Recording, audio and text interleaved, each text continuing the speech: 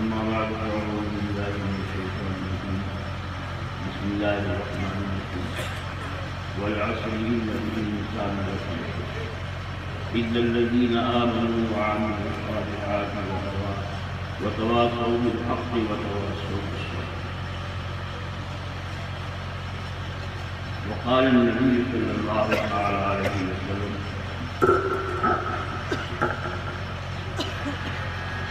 وإذا تركت الأمر بالمعروف والنهي عن المنكر سقطت الدنيا حرمت بركة الرحمة وإذا تسابت أمتي سقطت الدنيا أو كما قال النبي صلى الله عليه وسلم. صدق الله العلي العظيم وصدق رسوله النبي الكريم ونحن على ذلك من الشاهدين والشاكرين والحمد لله رب العالمين. حضرات محترم، تعریف کا مستحق تو صرف پروردگار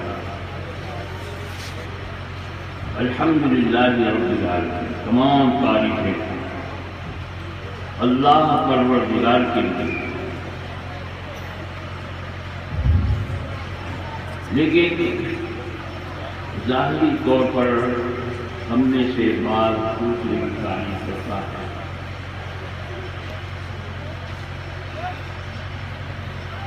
اس میں بھی مقاصد ہوتے ہیں حوصلہ افزائی، تعارف یا اور چیزیں جس کی تفصیل میں بیان ہے، لیکن جس کی تعریف کی جائے اس کے لیے ایک خوشی کا پہلو ہے. حضور اکرم صلی اللہ علیہ وسلم تشریف فرماتے ایک جنازہ گزرا. لوگوں نے کہا بڑا ظالم تھا، بڑا حدیث تھا، بڑا برا تھا، اچھا ہوا چلا. پھر ایک اور جنازہ گزرا تو حاضرین نے ان کی تعریف کی اور کہا بڑا اچھا آدمی تھا، بڑا نیک تھا. آپ نے پہلی بار بھی ایک جملہ ارشاد فرمایا وجبت، اور دوسرے جنازے پر جو کچھ کہا گیا اس پہ بھی آپ نے یہی ارشاد فرمایا وجبت، واجب ہو گیا.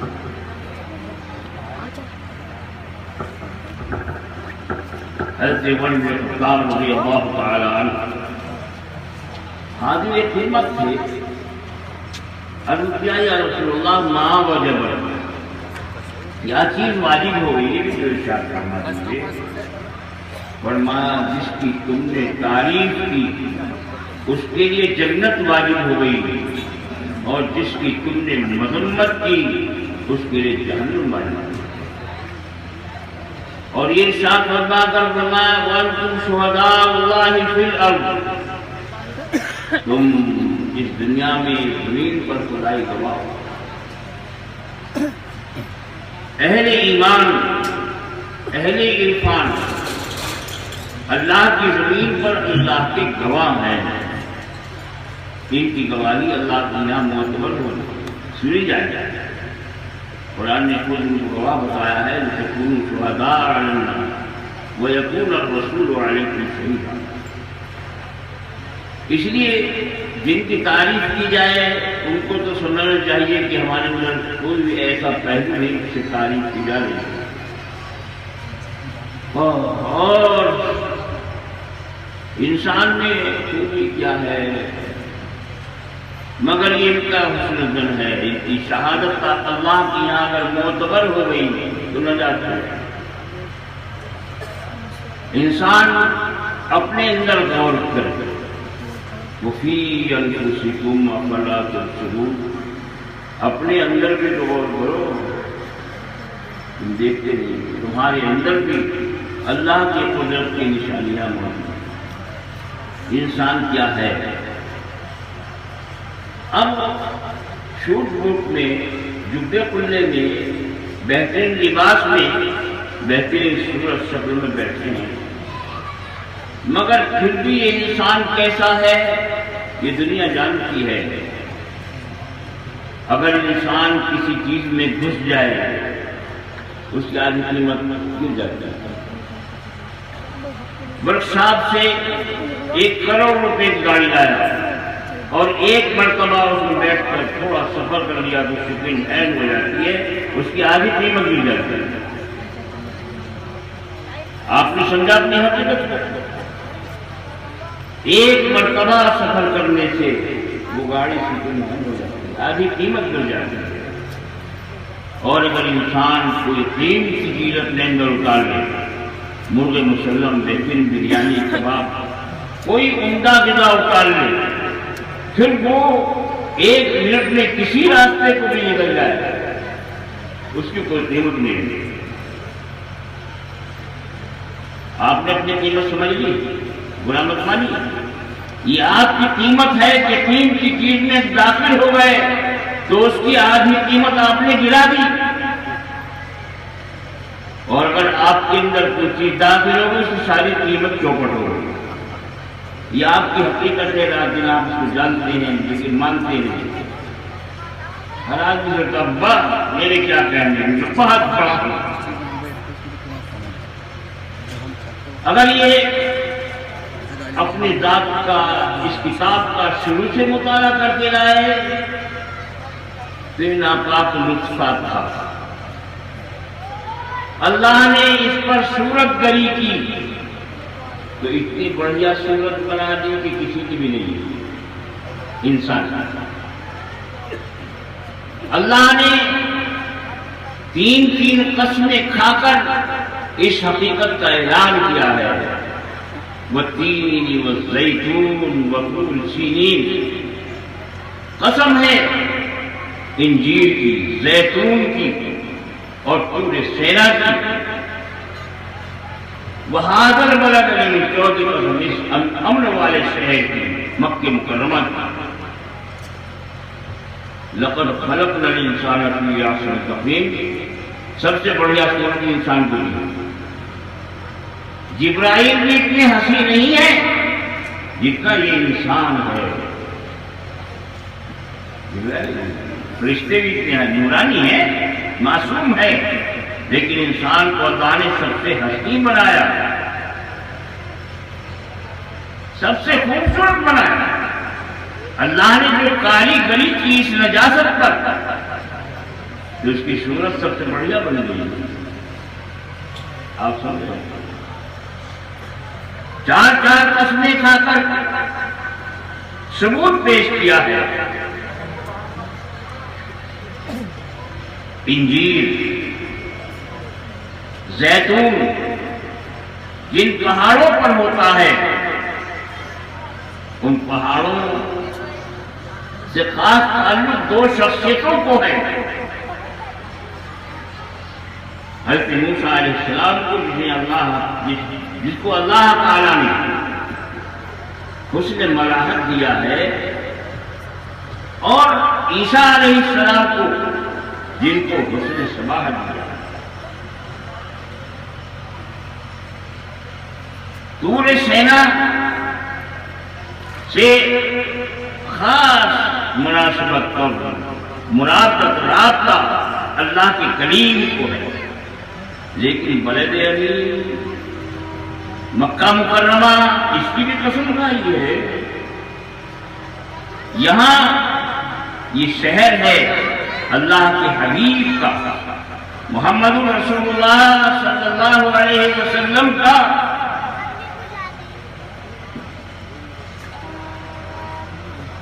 جو حسینوں میں حسین نہیں بلکہ صاحب جمال ہیں۔ شیخ عبدالحق محدث دہلوی رحمۃ اللہ علیہ نے دلائل النبوہ میں لکھا ہے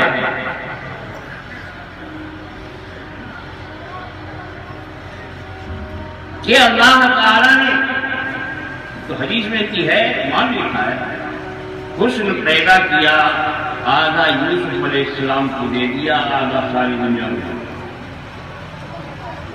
آدھا یوسف علیہ السلام، آدھا ساری دنیا کو۔ جہاں اس حسن کا ذرہ پڑ گیا تو وہاں فرحان ہے، مجنون ہے، دیوانے ہیں، عاشق ہیں، ایک کوہرام مچا ہوا ہے، مروانے امڑ رہے ہیں، پڑھ رہے ہیں، جہاں ایک ذرہ وجود کرا لیا۔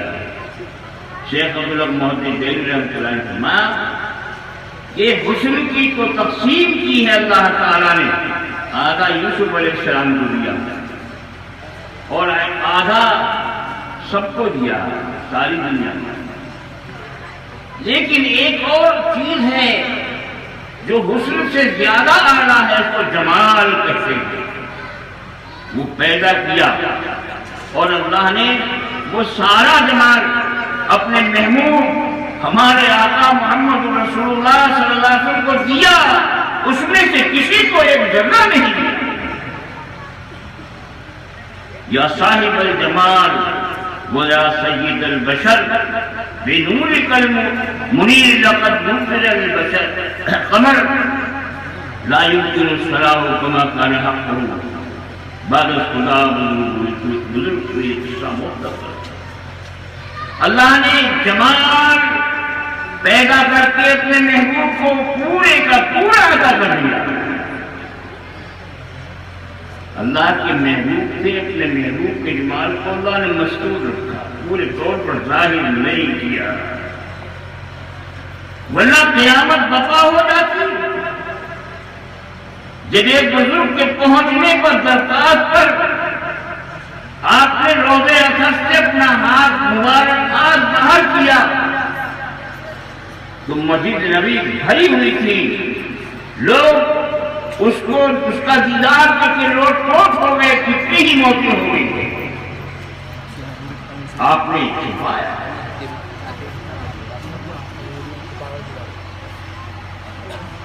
اللہ نے اپنے نبی کو وہ جمال کا فرمایا، آپ اپنے جمال میں وحدہ لا شریک لا ہے، کوئی شریک نہیں، جمال محمدی ایک حسن سے بڑھ کر چیز ہے۔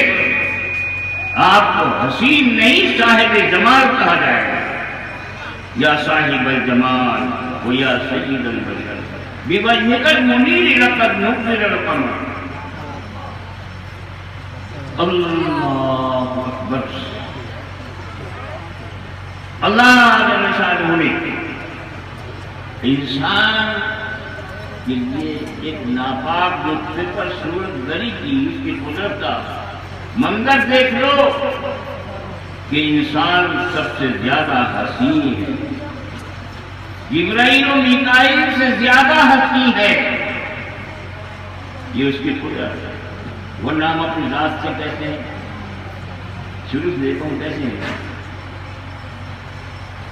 شروع ناپاک، مر جائے تو ناپاک، جب تک غسل نہ دیا جائے وہاں تلاوت نہیں کی جائے گی، اور درمیان میں یہ دماغ جو عرش معلیٰ پر رہتا ہے، یہ آنکھیں جو نمازی کتنوں کو گرویدہ بنا دیتی ہیں، یہ رخسار ان کو دیکھ کر نماز کتنے مجنون ہو جاتے ہیں۔ کیا ہے انہیں کہیں سے ذرا چاک کر کے دیکھا، اندر سے مجھ کو امبر نہیں نکلے گا، نجاست نہیں، آنکھوں سے نجاست نکلے گی، دماغ سے نجاست نکلے گی، ہر چیز سے نجات ملے گی۔ یہ تھون جو پھیل ہوئے اکڑ کر چلا، تھون پھیلا کر کوئی دولت ہے تو چاپ کر کے دیکھو تو اس میں 5 کلو 10 کلو 2.5 کلو خالص نجاست ہے، لیکن اللہ تعالیٰ نے اس کے اوپر ایسا کور چڑھا دیا ہے، اتنا حسین کور چڑھا دیا ہے کہ ایسا حسین کور کہیں بھی نہیں۔ یہ اللہ جل شانہ کا ایک انعام ہے انسان کا، ورنہ انسان سے زیادہ ناپاک کون ہو سکتا؟ آپ سوچئے، اپنے آپ کو چھوڑ کے فقیر کو سنتے رہیں گے، سنتے رہتے ہیں، لیکن تھوڑا سوچنا بھی تو ہم کتنے قیمتی ہیں اپنی ذات کے اعتبار سے، لیکن اللہ نے کور چڑھا دیا، اتنے خوبصورت ہو گئے کہ ملائکہ خوبصورتی میں پیچھے رہ گئے۔ اور اللہ جل شانہ نے اپنی نسبت اپنا تعلق اور ایمان جب دیا تو پھر کیا کہنے اس کی بلندیوں کے؟ پھر تو ساری کائنات اس کی خادم ہے، چاند سورج ستارے آسمان اور آسمان کی ساری طاقتیں، زمین اور اس کے اوپر ساری بہاریں، اور جتنے ہواؤں میں اڑتی ہوئی مخلوق جو نظر آتی ہے سب اس کے خادم ہے اور یہ مخلوق ہے۔ اللہ نے تمہارے لیے سب کو پیدا کیا اور تم اللہ کے دسترخوان کے مہمان ہو۔ اللہ مہمان کتنا بلند کر دیا ہے، آپ مہمان ہیں، یہاں بھی اللہ کے مہمان، جنت میں بھی اللہ کے مہمان، اگر جنت کی لائن پر چلے یہاں بھی اللہ کے مہمان۔ اب اگر یہ دیکھو کیا کھلا رہا ہے، وہ چٹنی روٹی نہیں، قورمہ بریانی نہیں، اور اعلیٰ درجے کے کھانے ہی نہیں، پھل۔ آپ دیکھیں کتنے فروٹ آپ کے لیے اللہ نے دیے، کیسے کیسے عجیب چیز، جیسا وہ میزبان ہے ایسی میزبانی۔ ایک گاؤں میں اگر کسی غریب کے یہاں مہمان بنے چٹنی روٹی مل جائے گی، لیکن وہ تو غنیوں کا غنی ہے، اس نے آپ کی کیسی میزبانی کی، آپ نے شکریہ ادا کیا، سب دیکھ لیجیے، ہم نے شکریہ ادا کیا آپ نے میزبانی کا، یہ بھی دیکھ سکیں گے نہ ہم نے شکریہ سوچا بھی نہیں، بلکہ بہت سے تو جانتے نہیں، اس کا نام لینا نہیں جانتے۔ ابراہیم علیہ السلام نے اللہ کے خلیل نے ایک بہت بڑا مہمان خانہ بنوایا، اس کے 4 دروازے رکھے، مشرق کو، مغرب کو، جنوب کو، شمال کو، 4 دروازے، تاکہ چاروں طرف سے مہمان آئے۔ اور اللہ کے خلیل کی مبارک عادت یہ تھی کہ جب تک مہمان نہ آ جائے کھانا نہیں کھاتا۔ ایک دن مہمان خانے میں کوئی مہمان نہیں تھا، مہمان کو ڈھونڈنے کے لیے نکل گئے، دیکھا کہ بہت دور ایک بوڑھا جس کی کمر جھکی ہوئی ہے، سوتا ہوا ہے، جا رہا ہے۔ اللہ کے خلیل دوڑے اس کو جا کے پکڑا ہے، بھائی ہمارے مہمان بن جاؤ، اور تم کون؟ ہم نے ایک آدمی ہوں، آؤ ہمارے یہاں کھانا کھاؤ۔ چلا گیا بیچارہ، دسترخوان بچھا دیا، بیٹھ گئے کھانے کے لیے۔ ابراہیم علیہ السلام نے بسم اللہ پڑھی اور سارے آداب جو دسترخوان کے ہیں وہ بجالا ہے، مگر وہ بوڑھا آدمی کھانے بیٹھ گیا، اللہ کا نام نہیں لیا۔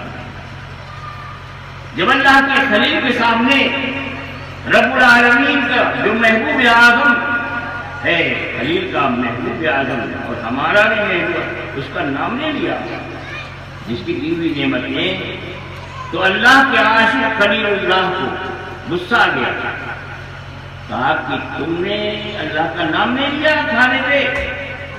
اس نے کہا میں جانتا کون ہے اللہ۔ یہ جواب ایسا تھا کہ ابراہیم علیہ السلام غصہ اٹھتے ہو گیا، ہاتھ پکڑ کے اٹھا گیا۔ جبرائیل عزیز کو اللہ تعالیٰ نے بھیجا، میرے خلیل سے کہو کہ 80 سال تک میں نے اس کو اپنی نعمتیں دی ہیں، اس نے ایک دن بھی میرا نام نہیں لیا۔ اے میرے خلیل، تو نے ایک وقت نہیں کھلایا، بڑی سیاہ کرے رزق بدقسمت۔ شیخ سعدی فرماتے ہیں گناہ گار گناہ کر رہا، چھوٹے گناہ بڑے گناہ، اس کے باوجود رزق دے رہا۔ یا کسی کھانا بن گیا مدرسے میں تو کھانا بند کر دے اگر کوئی قطع بار ہوتا ہے، لیکن اس رزاق نے کسی کا کھانا بند نہیں کیا۔ یہ گنہگار کھانا بند کر دے، کھانا بند کر دے، گناہ میں مہمان کو دسترخوان سے نہیں اٹھایا۔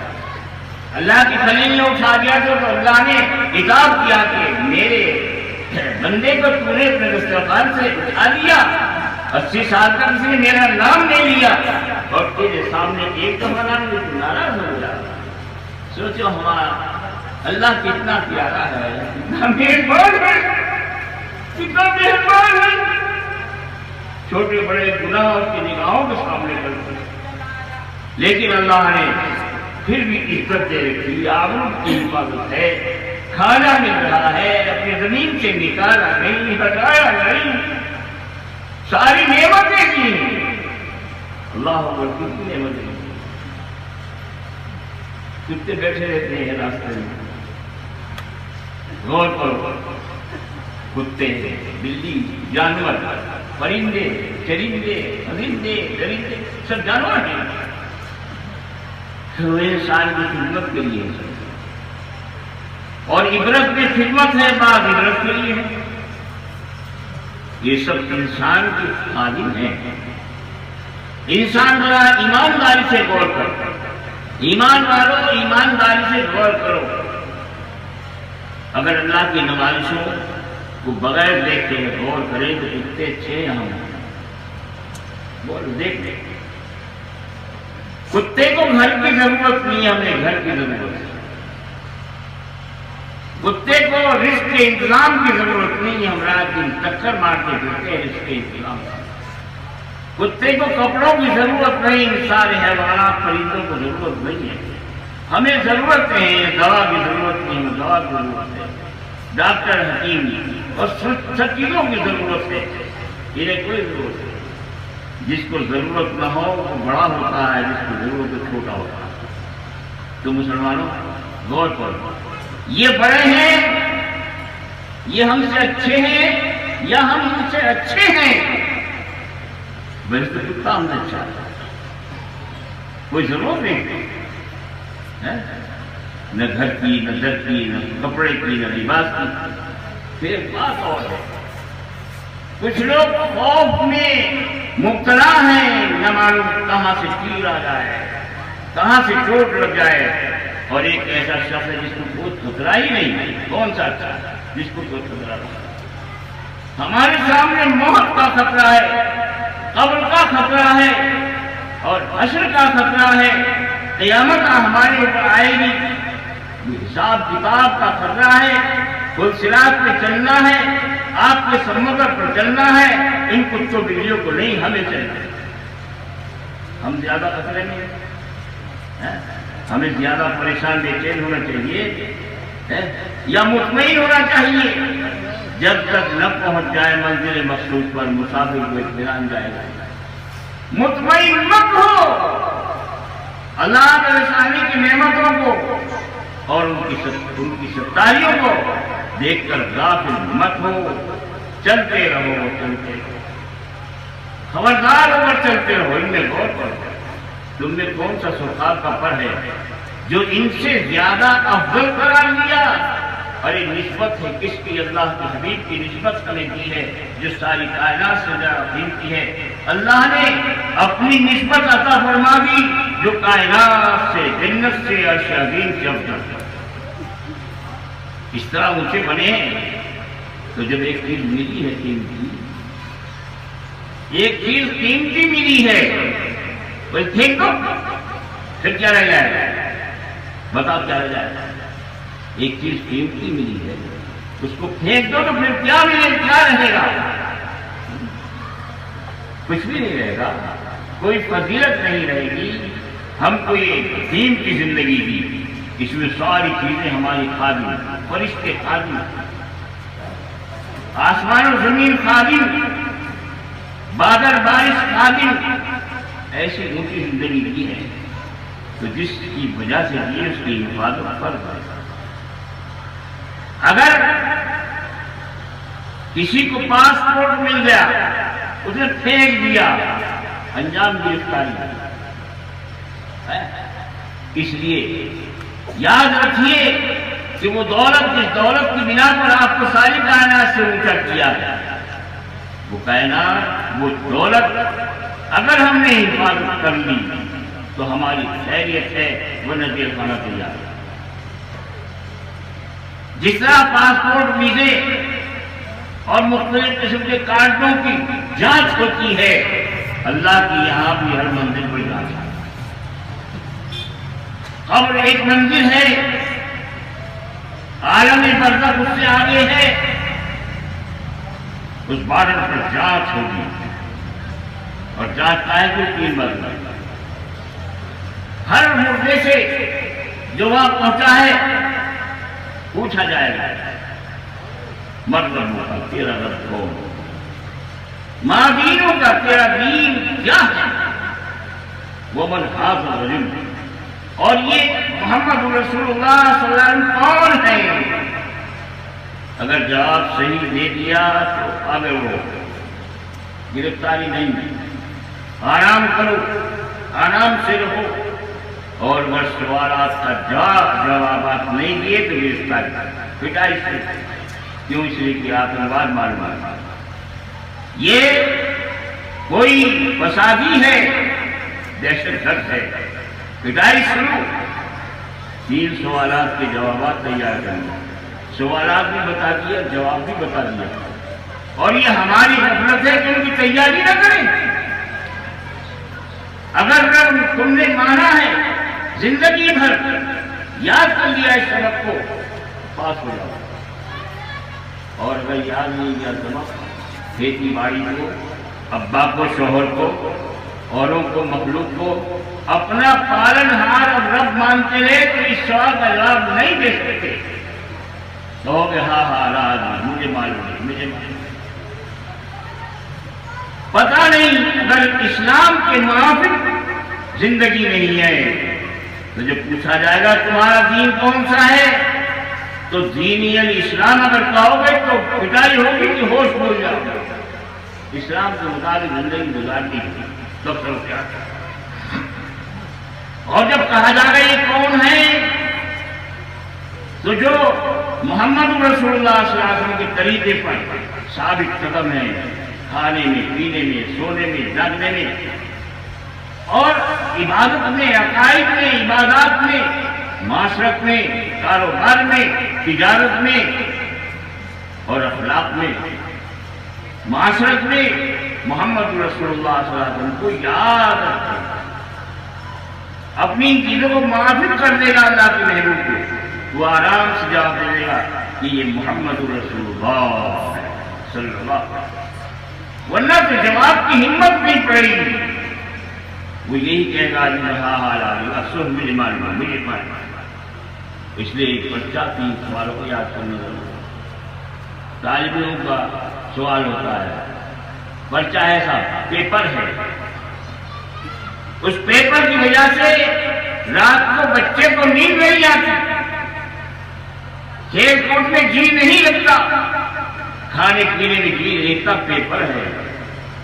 ارے بچے کا پیپر ہے کل کو، اور آپ کا پیپر کب ہی بتا سکتے کل کو یا کل سے پہلے ہی، پھر ابھی چین سے نیند کیوں آ رہی ہے؟ اس پیپر کی تیاری کیوں نہیں کر رہے؟ چلیے یہ پیپر ختم ہوا، اب آگے کی منزل پر پہنچے، آگے کی منزل ہے حشر، حشر حساب کا دن، وہاں سارے غریب آخری کھڑے ہیں، سورج قریب ہے، پسینہ بہ رہا ہے، اور یوں ہی نہیں ایسا بہ رہا ہے کہ کوئی گھٹنوں تک، کوئی ناک تک، کوئی کاندھے تک، اور کوئی ہونٹوں تک اس میں غرق ہے اور پسینہ چھوڑ رہا ہے۔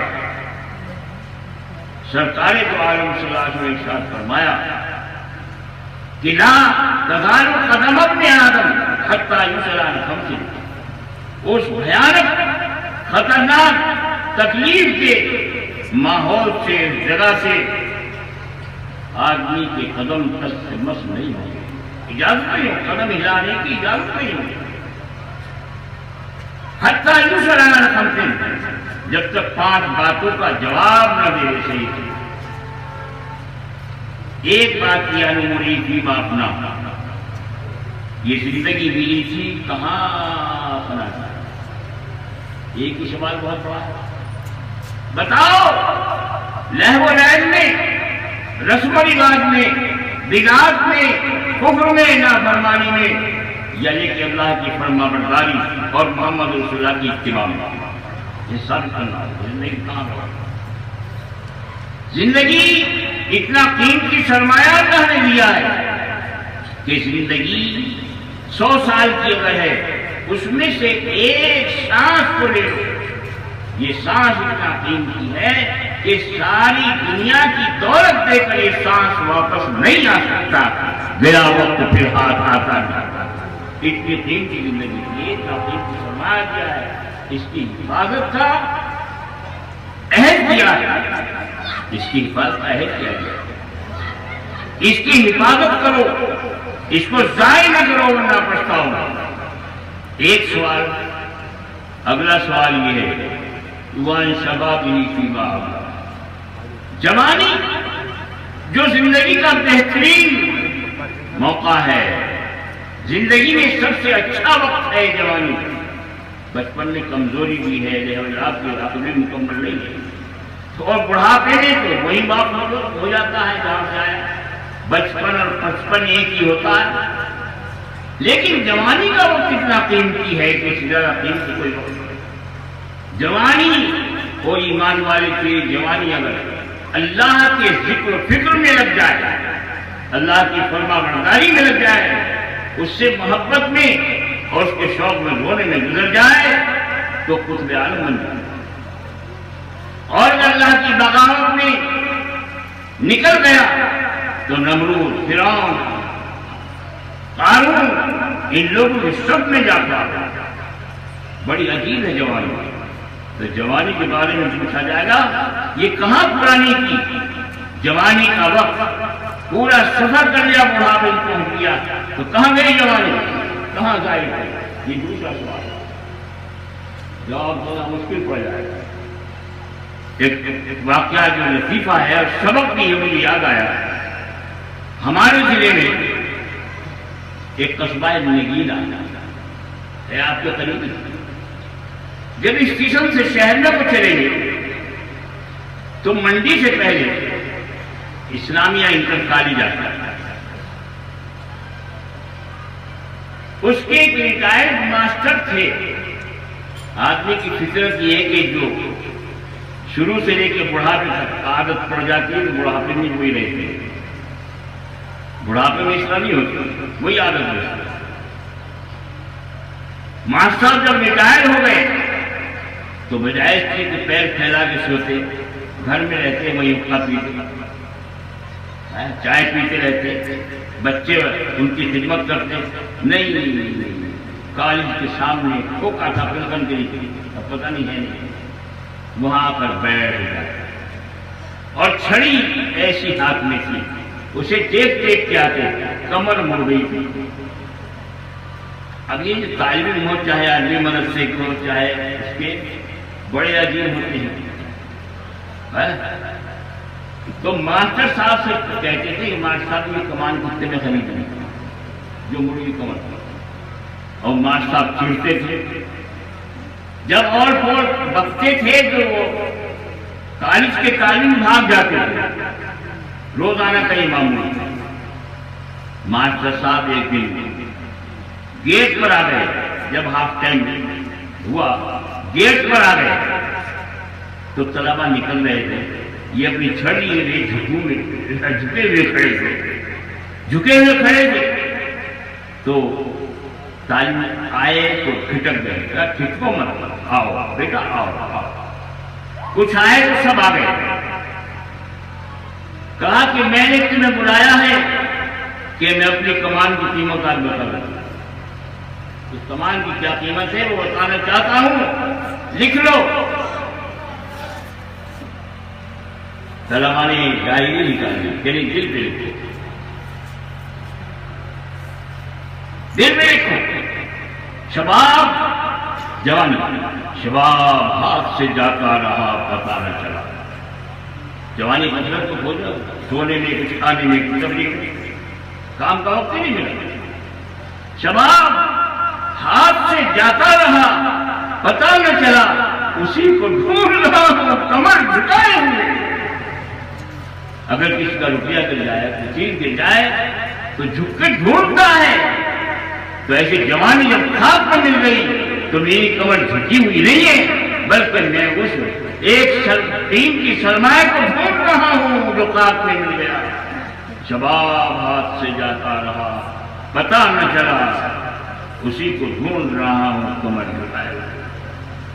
یہ جوانی جو آج ہے، اگر آپ نے عبادت کر لی، آپ نے والدین کی خدمت کر لی، آپ نے علم حاصل کر لیا، اساتذہ کی خدمت کر لی، اور نبی تو اب نہیں ہے دنیا میں، لیکن نبیوں کے وارثین نے ان کی خدمت کر لی، ان سے محبت کر لی، پھر جوانی کامیاب ہو جائے، ورنہ یہ پتہ بھی نہ چلے گا، شباب آپ سے جاتا رہا پتہ نہ چلا، اسی کو ڈھونڈ رہا ہوں کمر بھگائے،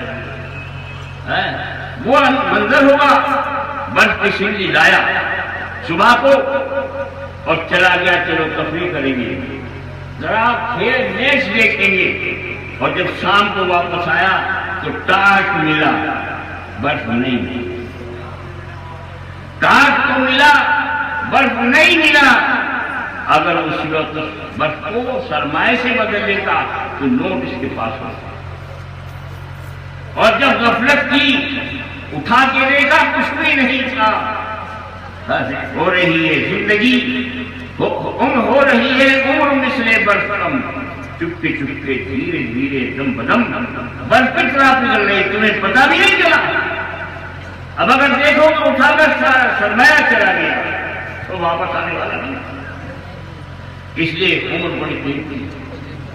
اللہ جل شانہ نے کسی کی قسم کا زمانے ولا زمانے کی بڑی اہمیت، بڑی قیمتی ہے زمانہ، اور بہت بیداری کے ساتھ وقت کو گزارنا ضروری ہے، اس لیے قسم کھائی میرے بندے اس کی اہمیت کو جاننا ہے، جو عمر کی زمانے کا ٹکڑا ہے، ان الانسان رفیع، سارے انسان ٹوٹے میں پڑ گئے، گھاٹے میں، سارے نفے رہ گئے، کچھ بھی نہ ملا،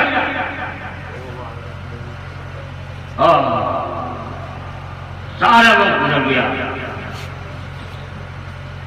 تو سارے انسان ٹوٹے ہیں، نفے میں کوئی نہیں ہے، مگر ہاں کچھ لوگ، کون؟ جن کو اللہ نے ایمان دیا ہے، عمل صالح دیا ہے، اور ایمان اور دین پھیلانے کی محنت عطا فرمائی، ان کو تو ٹوٹا نہیں ہے، اور اللہ سب گھاٹے میں، وَإِنَّ الْإِنسَانَ إِلَّا الَّذِينَ آمَنُوا، مگر جو لوگ ایمان قبول کر چکے، ایمان ان کے پاس ہے، انہوں نے اپنی زندگی کو وصول کیا، اور جنہوں نے نیک عمل کیا اپنی زندگی وصول کر لی، اور اسی کی دعوت دیتے رہے، اور اس پر صبر و استقامت کی دعوت دیتے رہے ایک دوسرے کو، زندگی اس میں گزارنے کے لیے نفے میں ہے، ٹوٹے میں ہے، آپ کی زندگی کا پروگرام بنایا ہے، کروڑوں نعمتیں دی، انگنت، وَإِن تَعُدُّوا نِعْمَتَ اللَّهِ لَا تُحْصُوهَا، اگر تم اللہ کی نعمتوں کو گننا شروع کر دو، سارے حساب ہی فیل ہو جائیں گے، اللہ کی نعمتیں گن نہ پاؤ گے، اتنی نعمتیں عطا فرمائیں، اور نعمتوں کا شکریہ اور قدر کرنے کے لیے صرف 4 کام کرنا، ایمان، آمنت باللہ وملائکتہ وکتبہ ورسلہ والیوم الآخر والقدر خیرہ وشرہ من اللہ تعالی والبعث، ایمان مفصل کرتے ہیں، لیکن ہے ایمان نہیں، تو ایمان ہو اور عمل صالح، اللہ کے محبوب حضرت محمد صلی اللہ علیہ وسلم کی اتباع ہو، ساتھ ہم نے داڑھی رکھی،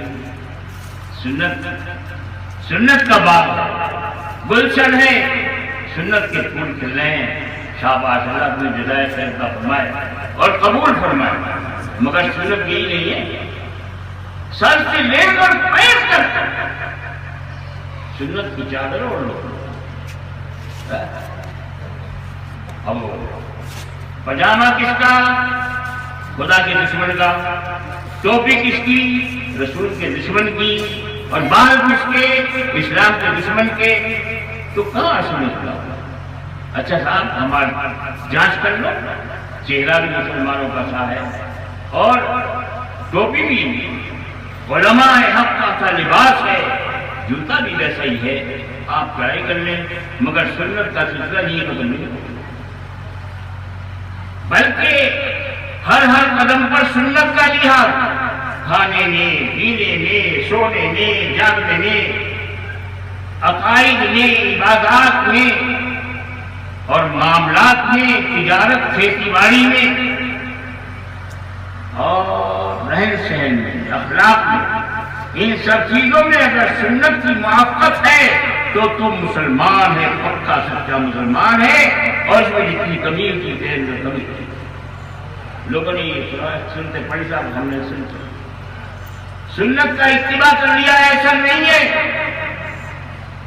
ایک تھوڑی سی بات بتا دوں، غور سے سن لینا، بات تو خوش ہے لیکن جنت کی ضامن ہے۔ آپ بتا سکیں گے سب سے بڑی سنت کون سی ہے؟ صاحب کو بڑا سنت ہے لیکن سب سے بڑی سنت نہیں، سب سے بڑی سنت ہے نکاح۔ نکاح من سنت،